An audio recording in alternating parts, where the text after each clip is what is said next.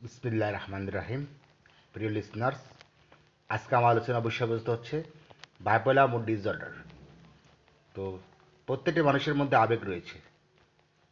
আবেগ ছাড়া কোনো মানুষকে কল্পনা করা যায় না। কারো আবেগ অনেকটা বেশি লক্ষ্য করা যায়, আবার কারো আবেগ খুবই সামান্য।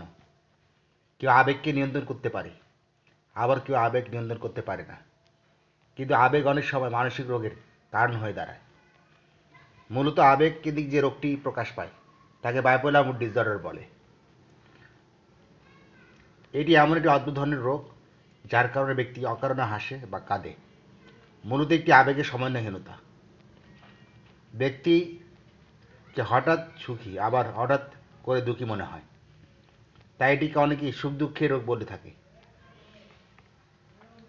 বাইপোলার মুড ডিসঅর্ডার রোগীরা যখন আনন্দ থাকে তখন তার কথা কাজ অত্যাধিক বেড়ে যায়।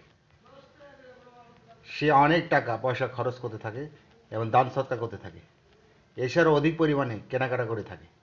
এতে তার বিরাট আর্থিক ক্ষতি হয়ে যায়, কিন্তু সে বুঝতে পারে না। অপরদিকে বাইপোলার মুড ডিসঅর্ডার রোগীরা যখন বিষণ্ণ বা মন খারাপ অবস্থায় থাকে তখন সে কোনো কারণ ছাড়াই কাঁদতে থাকে। সে কিছু খেতে চায় না। যখন তার মন খারাপ ডিপ্রেশনের কারণে আবেগ বেড়ে যায় তখন আত্মহত্যার ঝুঁকি লক্ষ্য করা যায়। অর্থাৎ বাইপোলার মুড ডিসঅর্ডার একটি দ্বিমুখী রোগ, আবার এটিকে মিশ্রিত আবেগ রোগও বলা চলে।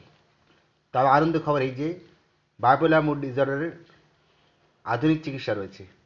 যে ওষুধটি আপনার সাইকিয়াট্রিস্ট ডাক্তার প্রদান করবে তা যদি আপনি নিয়মিত সেবন করেন তাহলে আপনি অনেকটা সুস্থ হয়ে উঠবেন এবং আবেগ নিয়ন্ত্রিত অবস্থায় নিজেকে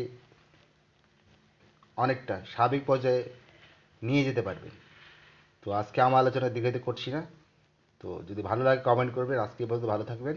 আল্লাহ হাফেজ।